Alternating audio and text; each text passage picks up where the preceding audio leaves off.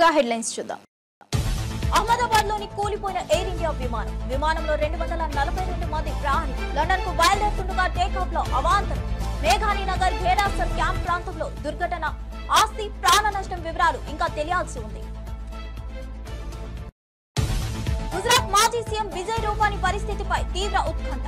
ఆయన business class లో ప్రయాణిస్తున్నట్టు రికార్డుల్లో నమోదు. ఈ విషయంపై అధికారిక ప్రకటన ఇంకా వెలువడలేదు. దిగ్భ్రాంతి వ్యక్తం చేసిన మోదీ పౌర విమానయాన మంత్రి రామ్మోహన్ నాయుడుతో ఫోన్లో మాట్లాడారు.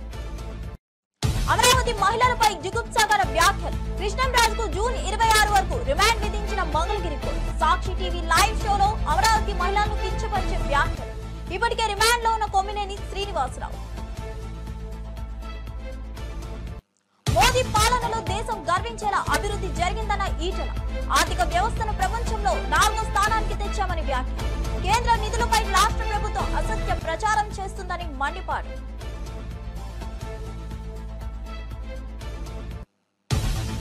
సీఎం రేవంత్ పై అనుచిత వ్యాఖ్యలు చేశారంటూ బాల్మూరి వెంకట్ ఫిర్యాదు. కేటీఆర్, కౌశిక్ రెడ్డిలపై చర్యలు తీసుకోవాలని డిమాండ్. సీఎం ప్రభుత్వ ప్రతిష్ట దెబ్బతీస్తున్నారని మండిపాడు.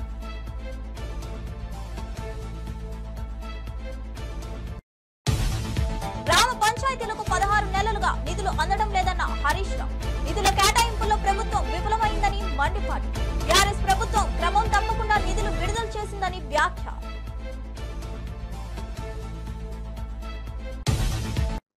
ఇక వివరాల్లోకి వెళ్దాం. గుజరాత్ రాష్ట్రంలోని అహ్మదాబాద్ నగరంలో గురువారం ఒక పెను విమాన ప్రమాదం చోటు చేసుకుంది. ఎయిర్ ఇండియాకు చెందిన విమానం టేకాఫ్ అవుతున్న సమయంలో అదుపు తప్పి కూలిపోయినట్లు ప్రాథమిక సమాచారం అందుతుంది. ఈ ఘటన స్థానిక మేఘాని నగర్ పరిధిలోని ఘేడాసర్ క్యాంప్ ప్రాంతంలో జరిగినట్లు అధికారులు తెలిపారు. ప్రమాద సమయంలో విమానంలో 242 మందికి పైగా ప్రయాణికులు ఉన్నట్లు తెలిసింది. అహ్మదాబాద్ విమానాశ్రయం నుంచి లండన్ కు బయలుదేరేందుకు సిద్ధమైన ఎయిర్ ఇండియా విమానం టేకాఫ్ ప్రక్రియలో ఉండగా ఈ దుర్ఘటన సంభవించింది. విమానం రన్వే పై నుంచి గాల్లోకి లేచే క్రమంలో సమీపంలోని చెట్టును బలంగా ఢీకొట్టినట్లు తెలుస్తోంది. దీంతో విమానం అదుపు తప్పి కూలిపోయిందని ప్రత్యక్ష సాక్షులు కొందరు చెప్పినట్లు సమాచారం. గుజరాత్ లోని అహ్మదాబాద్ లో గురువారం మధ్యాహ్నం ఎయిర్ ఇండియా విమానం కుప్పకూలింది. ఎయిర్ ఇండియాకు చెందిన బోయింగ్ 787 డ్రీమ్ లైనర్ విమానం AI-171 అహ్మదాబాద్ లోని సర్దార్ వల్లభాయ్ పటేల్ అంతర్జాతీయ విమానాశ్రయం నుంచి మధ్యాహ్నం 1:38 లండన్ గ్యాట్విక్ కి టేకాఫ్ అయింది. అయితే గాల్లోకి ఎగిరిన కేవలం 5 నిమిషాల వ్యవధిలోనే విమానం కుప్పకూలింది. ప్రమాద వార్త తెలియగానే సహాయక బృందాలు, అగ్నిమాపక సిబ్బంది హుటాహుటిన ఘటన స్థలానికి చేరుకొని సహాయక చర్యలు చేపట్టారు. విమానం కూలిపోతున్న దృశ్యాలు కొన్ని ఆన్లైన్ లో వైరల్ అవుతున్నాయి. అవి చూపర్లను తీవ్ర భయాందోళనకు గురి చేస్తున్నాయి. గుజరాత్ లోని అహ్మదాబాద్ లో జరిగిన ఎయిర్ ఇండియా విమాన ప్రమాద ఘటనపై ప్రధాని మోదీ తీవ్ర దిగ్భ్రాంతి వ్యక్తం చేశారు. ఈ దుర్ఘటన గురించి తెలిసిన వెంటనే ఆయన కేంద్ర పౌర విమానయాన శాఖ మంత్రి రామ్మోహన్ నాయుడుతో గురువారం ఫోన్లో మాట్లాడారు. ప్రమాద వివరాలు, సహాయక చర్యల పురోగతిని అడిగి తెలుసుకున్నారు. ఈ విషయాన్ని మంత్రి రామ్మోహన్ నాయుడు కార్యాలయం అధికారికంగా వెల్లడించింది. క్షేత్రస్థాయిలో సహాయక పునరావాస కార్యక్రమాలను స్వయంగా పర్యవేక్షించేందుకు తాను తక్షణమే అహ్మదాబాద్ కు బయలుదేరుతున్నట్లు మంత్రి రామ్మోహన్ నాయుడు ప్రధానికి వివరించారు. దీనిపై స్పందించిన ప్రధాని మంత్రి ప్రమాద బాధితులకు అవసరమైన అన్ని రకాల సహాయ సహకారాలను వెంటనే అందించాలని మంత్రికి స్పష్టమైన ఆదేశాలు జారీ చేశారు. అంతేకాకుండా పరిస్థితిని ఎప్పటికప్పుడు తనకు తెలియజేస్తూ ఉండాలని సూచించారు. గుజరాత్ లోని అహ్మదాబాద్ లో ఎయిర్ ఇండియాకు చెందిన బోయింగ్ 787 డ్రీమ్ లైనర్ విమానం AI-171 టేకాఫ్ అయిన కొద్ది నిమిషాలకే కుప్పకూలిన ఘటన తీవ్ర విషాదం కలిగించింది. ఈ దుర్ఘటనలో గుజరాత్ మాజీ ముఖ్యమంత్రి విజయ్ రూపానీ కూడా ప్రయాణిస్తున్నట్లు మీడియా పరంగా నిర్ధారణ అయింది. అయితే ఈ విషయంపై అధికారిక ప్రకటన ఇంకా వెలువడలేదు. సర్దార్ వల్లభాయ్ పటేల్ అంతర్జాతీయ విమానాశ్రయం నుంచి బయలుదేరిన ఈ విమానం సమీపంలోని మేఘాని ప్రాంతంలో కూలిపోయినట్లు అధికారులు తెలిపారు. ప్రమాదం జరిగిన వెంటనే విమానం నుంచి దట్టమైన నల్లటి పొగలు ఆకాశాన్ని కమ్మేశాయి. సుదూర ప్రయాణానికి సరిపడా ఇంధనం నిండుగా ఉండడంతో విమానం నేల కూలిన వెంటనే భారీగా మంటలు చెలరేగాయని ప్రత్యక్ష సాక్షులు తెలిపారు. ఈ మంటల కారణంగా సహాయక చర్యలకు తీవ్ర ఆటంకం ఎదురవుతుంది. రాజధాని అమరావతి మహిళల ఆత్మ గౌరవాన్ని కించపరిచేలా తీవ్ర వ్యాఖ్యలు చేశారన్న ఆరోపణలు ఎదుర్కొంటున్న పాత్రికేయుడు కృష్ణంరాజుకు మంగళగిరి కోర్టు 14 రోజుల జ్యుడిషియల్ రిమాండ్ విధించింది. ఈ మధ్యాహ్నం ఆయన్ను కోర్టులో హాజరుపరచుగా ఇరు వర్గాల వాదనలు విన్న న్యాయమూర్తి ఈ నెల 26వ తేదీ వరకు రిమాండ్ విధిస్తూ ఉత్తర్వులు జారీ చేశారు. దీంతో కృష్ణంరాజును గుంటూరు జిల్లా జైలుకు తరలించారు. సాక్షి టీవీ ఛానల్లో ఈ నెల 6వ తేదీన ప్రసారమైన కేఎస్ఆర్ లైవ్ షో అనే చర్చా కార్యక్రమంలో వివిఆర్ కృష్ణంరాజు పాల్గొన్నారు. ఈ సందర్భంగా అమరావతి మహిళల గురించి ఆయన చేసిన వ్యాఖ్యలు తీవ్ర వివాదాస్పదమయ్యాయి. అమరావతి వేశ్యల రాజధాని అన్నారు. ఆ వ్యాఖ్యలు మహిళల ఆత్మ గౌరవాన్ని దెబ్బతీసేలా అత్యంత హేయంగా ఉన్నాయంటూ రాష్ట్ర వ్యాప్తంగా తీవ్ర నిరసనలు వ్యక్తమయ్యాయి. పలు పోలీస్ స్టేషన్లలో ఆయనపై ఫిర్యాదులు కూడా అందాయి. అహ్మదాబాద్ లో జరిగిన భయానక విమాన ప్రమాదం కలకలం రేపుతోంది. మెడికల్ కాలేజీ హాస్టల్ మెస్ భవనంపై విమానం కూలిపోయిన ఘటనలో అహ్మదాబాద్ లో జరిగిన భయానక విమాన ప్రమాదం కలకలం రేపుతోంది. మెడికల్ కాలేజీ హాస్టల్ మెస్ భవనంపై విమానం కూలిపోయిన ఘటనలో అనేక మంది విద్యార్థులు ప్రాణాలు కోల్పోయినట్లు అధికారులు ధృవీకరించారు. ప్రమాదం జరిగిన వెంటనే రక్షణ బృందాలు, అగ్నిమాపక సిబ్బంది ఘటనా స్థలానికి చేరుకొని సహాయక చర్యలు చేపట్టాయి. మృతుల సంఖ్య పెరిగే అవకాశం ఉండడంతో ఆసుపత్రిలో అతి తక్కువ సమయానికే అత్యవసర వైద్యం అందించేందుకు ఏర్పాట్లు చేశారు. ప్రమాదానికి గల కారణాలపై విచారణ ప్రారంభమైంది. రాష్ట్ర ప్రభుత్వం శోకం వ్యక్తం చేస్తూ బాధిత కుటుంబాలకు మద్దతుగా ఉన్నట్లు ప్రకటించింది. ఈ ఘటన దేశవ్యాప్తంగా తీవ్ర దిగ్భ్రాంతిని కలిగించింది. గ్రామ పంచాయతీలను పూర్తిగా నిర్లక్ష్యం చేస్తున్నారని సీఎం రేవంత్ రెడ్డి నేతృత్వంలోని కాంగ్రెస్ ప్రభుత్వంపై బీఆర్ఎస్ ఎమ్మెల్యే మాజీ మంత్రి హరీష్ రావు తీవ్రంగా ధ్వజమెత్తారు. గత 16 నెలలుగా పంచాయతీలకు రాష్ట్రం నుంచి నిధులు విడుదల చేయకపోవడంతో గ్రామాలు తీవ్రంగా నష్టపోతున్నాయన్నారు. డీజిల్ సదుపాయం లేక పంచాయతీ ట్రాక్టర్లు నిలిచిపోయాయని, కార్యదర్శులు తాళాలను అధికారుల వద్దకు అప్పగించే పరిస్థితి వచ్చిందని ఆవేదన వ్యక్తం చేశారు. ఎక్స్ వేదికగా పోస్ట్ చేసిన హరీష్, ప్రభుత్వం మారితే మార్పు వస్తుందని కాంగ్రెస్ చెప్పింది, కానీ పల్లెల్లో కనిపిస్తున్న దుస్థితి ఇదేనా ఆ మార్పు అంటూ రేవంత్ రెడ్డిని ప్రశ్నించారు. గ్రామ స్వరాజ్యానికి నిధులు కేటాయించడంలో ప్రభుత్వం విఫలమైందని, ఇది మార్పు కాదు మోసమని ఎద్దేవా చేశారు. పంచాయతీ వ్యవస్థను బలోపేతం చేయాల్సిన సమయంలో ఇటువంటి చర్యలతో గ్రామాలు చీకటి గడులు ఎదుర్కొంటున్నాయని హెచ్చరించారు. ప్రజలు గెలిచి ప్రజాపాలన ప్రారంభమై నేటికి ఏడాది పూర్తయిందని మంత్రి నారా లోకేష్ వెల్లడించారు. ఈ సందర్భంగా ప్రభుత్వం ప్రతిష్టాత్మకంగా తీసుకొచ్చిన తల్లికి వందనం పథకాన్ని ఈ రోజు నుంచి ప్రారంభిస్తున్నట్లు తెలిపారు. ప్రతి తల్లికి వారి ఖాతాలో నేరుగా నగదు జమ చేయబోతున్నామని స్పష్టం చేశారు. ఒక్కో ఇంట్లో ఎంతమంది పిల్లలు ఉన్నా అందరికీ తల్లికి వందనం పథకం వర్తిస్తుందని అన్నారు.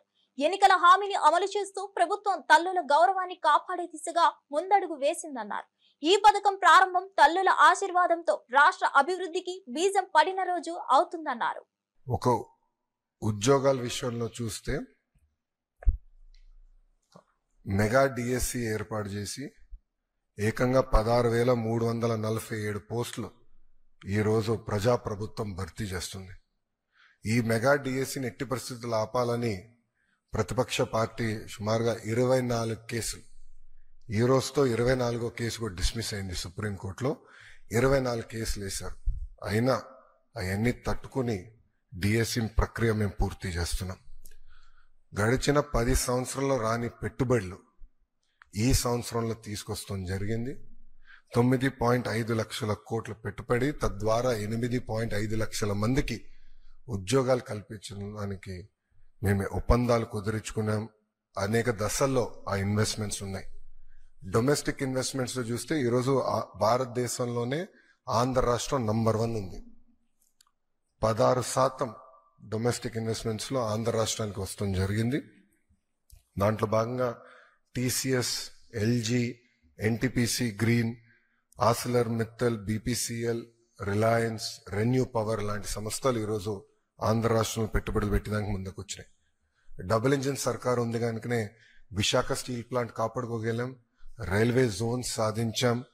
అంతేకాకుండా భోగాపురం ఎయిర్పోర్ట్ పనులు కూడా వేగవంతంగా ఈరోజు జరుగుతున్నాయి. మీరు చూస్తే ప్రజాప్రభుత్వం ఏర్పడిన తర్వాత ఒక పెన్షన్లోనే భారతదేశంలో ఏ రాష్ట్రం ఇవ్వని విధంగా మేము ఇస్తున్నాం. వృద్ధులకి 1000 రూపాయలు పెంచాం, వికలాంగులకి 3000 రూపాయలు పెంచాం. బెడ్కే పరిమితం అవుతే 15,000. 8 నెలలుగా సీఎం కుర్చీపై కూర్చున్న రేవంత్ రెడ్డి రాష్ట్రానికి చేసిన సేవలు ఏమిటో ఒక్కసారి ఆత్మ విమర్శ చేసుకోవాలని మాజీ మంత్రి బీఆర్ఎస్ ఎమ్మెల్యే ప్రశాంత్ రెడ్డి కోరారు. కేసీఆర్, కేటీఆర్, హరీష్ వంటి నాయకులను జైల్లో పెట్టాలనే రాజకీయ కోపం తప్ప రాష్ట్ర అభివృద్ధి కోసం ఒక్క సూచన చేయలేదని ఆరోపించారు. బీఆర్ఎస్ పార్టీ కార్యకర్తలు, సోషల్ మీడియా వారియర్స్, దిలీప్ లాంటి ఉద్యమకారులను అరెస్ట్ చేయడమే ఒక్కటే పని అయిందని విమర్శించారు. 100 రోజుల్లో 6 గ్యారంటీలు, 420 హామీలు ఇస్తానన్నారు. ఇప్పుడు 600 రోజులు దాటినా ఒక్కటి పూర్తిగా అమలు కాలేదని విమర్శలు గుప్పించారు. ప్రజలను మభ్యపెట్టే ఉద్దర మాటలు ఆపి పాలనపై దృష్టి పెట్టాలని సూచించారు. పాలనంటే ప్రతీకారం కాదు, ప్రజల సంక్షేమం మర్చిపోవద్దని హితవు పలికారు. ఎందుకంటే మొన్న జరిగిన ఎంపీ ఎన్నికల్లో చూసుకుంటే మల్కాజ్గిరి పార్లమెంట్ బీజేపీ అభ్యర్థి ఈటెల రాజేందర్ గారి మీద అసలు ఆ ఏరియాకు, ఆ ప్రాంతానికి సంబంధం లేనటువంటి సునీతా మహేందర్ రెడ్డి గారిని ఎక్కడి నుంచో తీసుకొచ్చి తద్వారా పరోక్షంగా బీజేపీ ఎంపీ ఈటెల రాజేందర్ గారు గెలవడానికి సహాయపడ్డది రేవంత్ రెడ్డి. అట్టనే అది వేరే పార్టీల నుంచి తీసుకొచ్చి, మళ్ళీ వేరే పార్టీ నుంచి, వేరే ప్రాంతం నుంచి తీసుకొచ్చి ఈటెల రాజేందర్ గారు బలమైన నాయకుడు, ఆయన ఎదురుగా బలహీన అంటే నా ఉద్దేశం ఆ ప్రాంతానికి సంబంధం లేని వ్యక్తిని తీసుకొచ్చి నిలబెట్టి ఆయనను గెలిపించడానికి దోహదపడ్డాడు రేవంత్ రెడ్డి. అట్లనే జీవన్ రెడ్డి గారిది కరీంనగర్ జిల్లా. ఆయన కరీంనగర్లో బండి సంజయ్ గారి మీద పోటీ చేసే అవకాశం ఇస్తే కాంగ్రెస్ పార్టీకి బెటర్ క్యాండిడేట్. ఆయన కరీంనగర్లో ఇవ్వకుండా అక్కడ వెల్చాల రాజేంద్రరావు గారిని, ప్రత్యక్ష రాజకీయాలతో సంబంధం లేనటువంటి వ్యక్తిని, బండి సంజయ్, మరి ఆయన కూడా బలమైన నాయకుడు. ఏపీ మాజీ మంత్రి పేర్ని నాని ఆవేదనతో మీడియా మాట్లాడుతూ కూటమి మాయ మాటలతో ప్రజలను మభ్యపెట్టి అధికారంలోకి వచ్చారని విమర్శించారు. జగన్ జెండా మోసిన కార్యకర్తల ఇంట్లో జువ్వలు, టపాసులు కాల్చి ఇంట్లో వేసి మానసిక ఆనందం పొందారు. అలాగే కార్యకర్తల ఇంట్లో పూల కుండీలను బద్దలు కొట్టడం, కార్యకర్తలపై భౌతిక దాడులకు దిగడం చేశారని ఆరోపించారు. చంద్రబాబు ప్రమాణ స్వీకారం ఆలస్యం కావడానికి మధ్యలో వైఎస్ఆర్సీపీ కార్యకర్తలపై దాడులే ప్రధాన కారణమని నాని పేర్కొన్నారు. పార్టీ కోసం పనిచేసిన వాళ్ళపై అక్రమ కేసులు పెడుతున్నారని, కాకాని గోవర్ధన్, కొడాల నాని, తాను ఇలా చాలా మంది నేతలపై తప్పుడు ఆరోపణలు మోపుతున్నారని అన్నారు. ఆ రోజు ఫోటోకి మాత్రం స్వచ్ఛ భారత్ అని చెప్పని వచ్చి ఫోటో దిగి ఆ రోజున ఆ గోడౌన్లు ఖాళీ చేయండి అని చెప్పని చంద్రబాబు చెప్పటం, వెంటనే వాళ్ళు శరవేగంగా దాంట్లో ఉన్న సరుకు అంతా కూడా బయటికి తోలుకునే పనిలో ఉన్నప్పుడు ఒక రోజు వచ్చాడు. సార్ షార్టేజ్ కనపడుతున్నాడు. షార్టేజ్ ఎందుకే అని చెప్పని గట్టిగా అరిచాను, ఎందుకు వస్తుంది షార్టేజ్ అయ్యి. సరే వెంటనే నాకు ఈ వ్యవహారం మీద పెద్ద అనుభవం లేక ఒక రైస్ మిల్లర్ని పిలిచి తీసుకునేది మొత్తం బస్తాలన్నీ లెక్కెట్టించాం. తేడా కనపడుతుంది, బాగా అందరినీ తిట్టి. రెండోది ఏంటంటే దాంట్లో నేను పెట్టుకున్నది ఎవరినాయా అంటే నేనెవరిని ఉద్యోగానికి పిలిచిపెట్టల. ఒక ఆయన ఇక్కడే ఉన్నాడు, ఈ పేట ఆయన ఇబ్బందుల్లో ఉంటే ఓ రోజు వస్తే సరే అక్కడికి వెళ్ళి పనిచేయమని చెప్పాను. ఇంకొక ఆయన వేముల గాంధీ గారు, ఆయనకి 2 కిడ్నీలు చెడిపోయి సావు బతుకుల్లోంచి బయటకు వచ్చి ఇల్లుకి ఇబ్బందిగా ఉందని నాకు కవర్ చేస్తే వాళ్ళ మనవరాలని దాంట్లో పనిచేయమని చెప్పాను. నాకు అవసరం ఉండి కాదు, జీతం ఇవ్వటం కోసం. నేను పెట్టుకున్నది వీళ్ళని, ఏ రోజు దాంట్లోకి వెళ్ళేవాడిని కాదు. అసలు అయిపోయింది. ఆ డిపార్ట్మెంట్లో షార్టేజ్ కనపడింది, వచ్చాడు, మనకు కూడా షార్టేజ్ తేడా కనపడింది. ఇతని మీద నాకు నమ్మకం, ఎందుకంటే దగ్గర మీ అందరికీ తెలుసు 2015లోనో ఇప్పుడు వచ్చాడు. 15లో ఆంధ్రప్రదేశ్ లో కూటమి ప్రభుత్వం అధికారంలోకి వచ్చి ఏడాది పూర్తి కావడంతో వైఎస్ఆర్సీపీ స్పందనగా విమర్శలతో కూడిన పుస్తకాన్ని విడుదల చేసింది. తాడేపల్లిలోని వైఎస్ఆర్సీపీ కేంద్ర కార్యాలయంలో జరిగిన ఈ కార్యక్రమంలో party state coordinator Sajjala Ramakrishna Reddy పుస్తకాన్ని ఆవిష్కరించారు. జగన్ అంటే నమ్మకం, చంద్రబాబు అంటే మోసం అనే శీర్షికతో ఈ పుస్తకం విడుదలైంది. ఈ కార్యక్రమంలో మాజీ మంత్రులు అంబటి రాంబాబు, విడుదల రజనీతో పాటు పలువురు ముఖ్య నేతలు పాల్గొన్నారు. పుస్తకం ఆవిష్కరణ సందర్భంగా సజ్జల మాట్లాడుతూ, గత ఏడాది 3 పార్టీల కలయికగా ఏర్పడిన కూటమి ప్రభుత్వం అధికారంలోకి వచ్చింది. కానీ ఇప్పటి వరకు ఒక్క హామీని కూడా అమలు చేయలేకపోయారు. ప్రజల గొంతు వినకుండా రాజ్యాంగాన్ని విరుద్ధంగా ఉపయోగించి పాలన చేస్తున్నారని ఆరోపించారు. ఈరోజు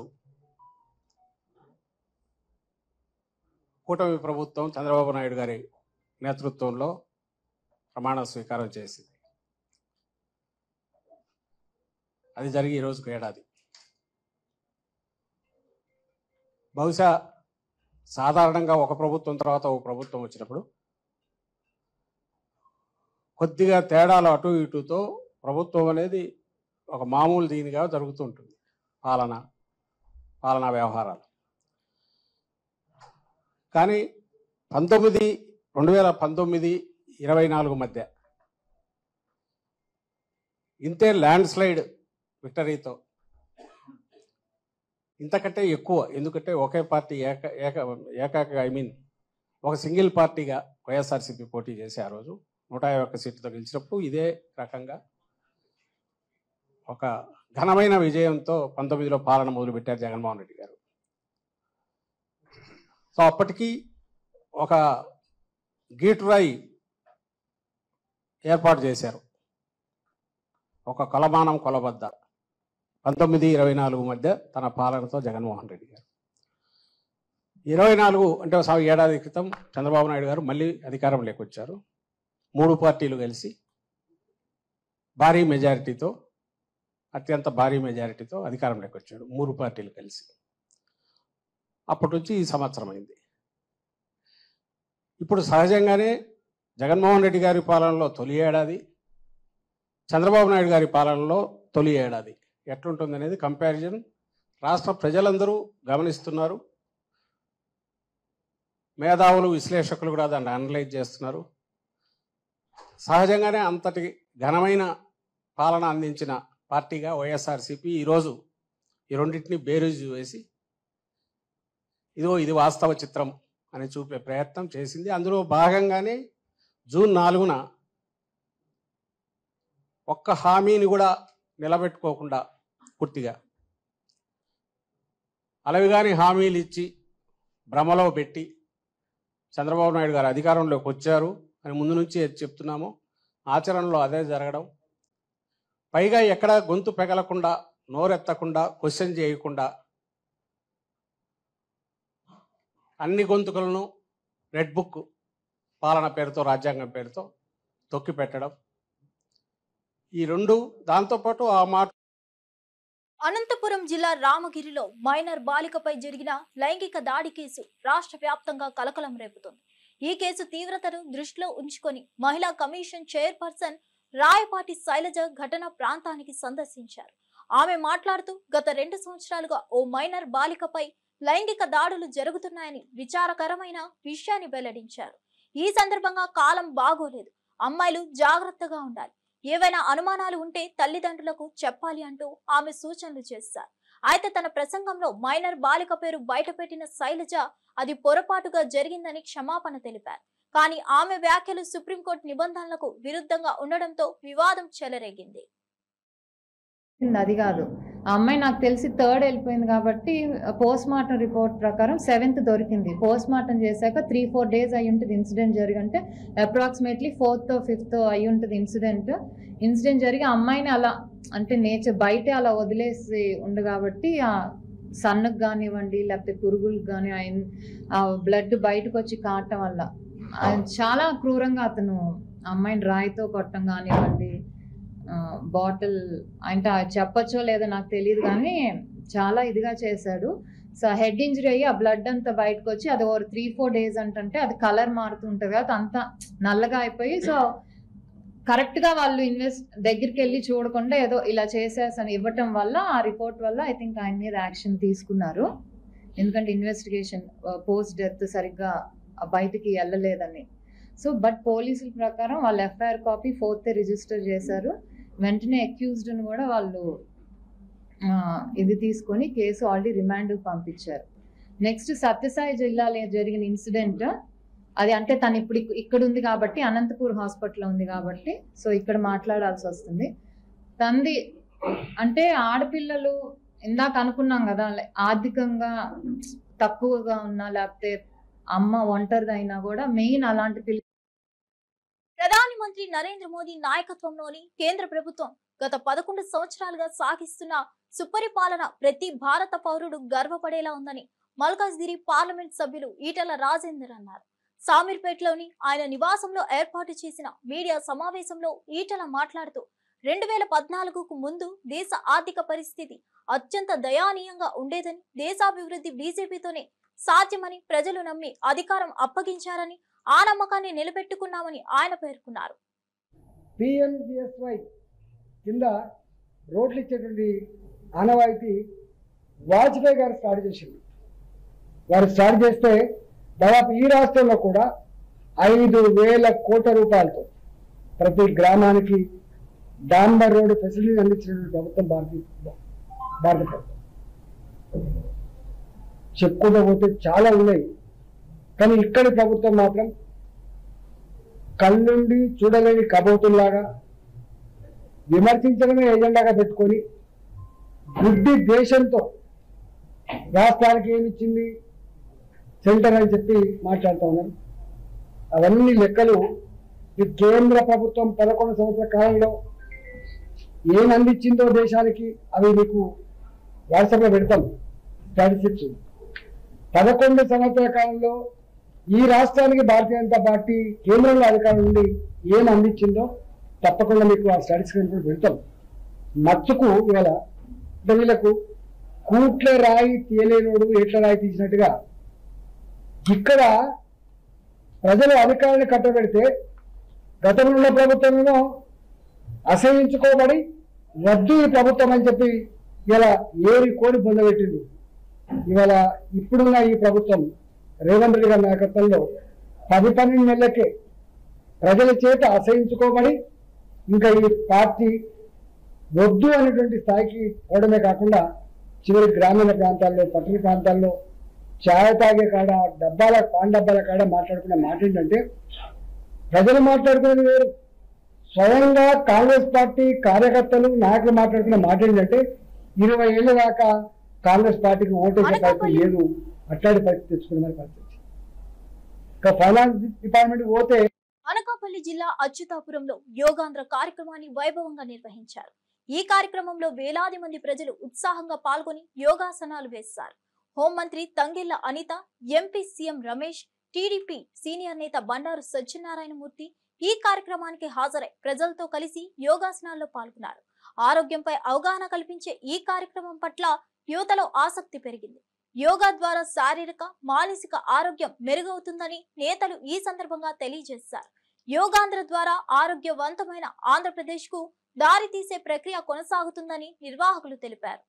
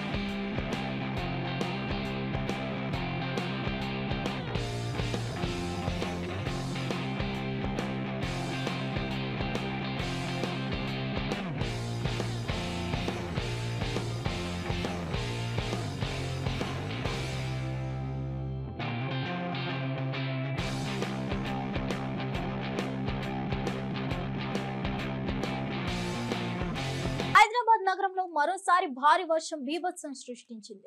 ఉరుములు, మెరుపులతో కూడిన వర్షానికి పలు లోతట్టు ప్రాంతాలు జలమయమయ్యాయి. ముఖ్యంగా చందానగర్లోని ప్రైవేట్ ఆసుపత్రులు, వాణిజ్య సముదాయాల సెల్లార్లలోకి భారీగా వరద నీరు చేరింది. అందుకోసం 10కి పైగా ట్రాక్టర్లతో సుమారు 3 గంటల పాటు సిబ్బంది శ్రమించి నీటిని తోడుతున్నారు. వర్షం తీవ్రతకు సంబంధించి వీడియోలు ప్రస్తుతం సోషల్ మీడియాలో వైరల్ అవుతున్నాయి. ఆసుపత్రులు, క్లినిక్స్ లోకి నీరు చేరడంతో వైద్యం అవసరమున్న రోగులు తీవ్ర ఇబ్బందులు ఎదుర్కొంటున్నారు. జీహెచ్ఎంసీ అధికారులు వెంటనే స్పందించి సహాయక చర్యలు ప్రారంభించారు. నగర వర్షాలపై ముందు జాగ్రత్త చర్యలు తీసుకోవాలన్న డిమాండ్ ప్రజల్లో మొదలైంది. అహ్మదాబాద్ లోని కూలిపోయిన ఎయిర్ ఇండియా విమానంలో 242 మంది ప్రయాణికులు లండన్ కు బయలుదేరుతుండగా టేకాఫ్ లో అవాంతరం. మేఘాని నగర్ ఘేడాసర్ క్యాంప్ ప్రాంతంలో దుర్ఘటన. ఆస్తి ప్రాణ నష్టం వివరాలు ఇంకా తెలియాల్సి ఉంది. గుజరాత్ మాజీ సీఎం విజయ్ రూపానీ పరిస్థితిపై తీవ్ర ఉత్కంఠ. ఆయన బిజినెస్ క్లాస్ లో ప్రయాణిస్తున్నట్టు రికార్డుల్లో నమోదు. ఈ విషయంపై అధికారిక ప్రకటన ఇంకా వెలువడలేదు.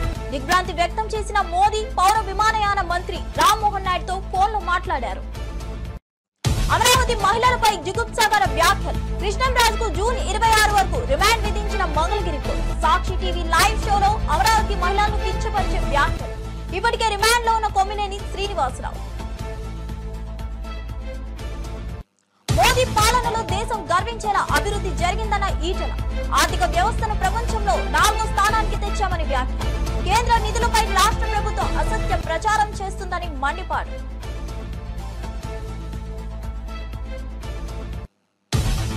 సీఎం రేవంత్ పై అనుచిత వ్యాఖ్యలు చేశారంటూ బాల్మూరి వెంకట్ ఫిర్యాదు. కేటీఆర్, కౌశిక్ రెడ్డిలపై చర్యలు తీసుకోవాలని డిమాండ్. సీఎం ప్రభుత్వ ప్రతిష్ట దెబ్బతీస్తున్నారని మండిపాడు.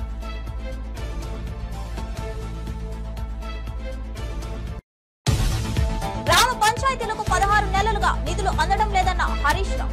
నిధుల కేటాయింపుల్లో ప్రభుత్వం విఫలమైందని మండిపాడు. టీఆర్ఎస్ ప్రభుత్వం క్రమం తప్పకుండా నిధులు విడుదల చేసిందని వ్యాఖ్య.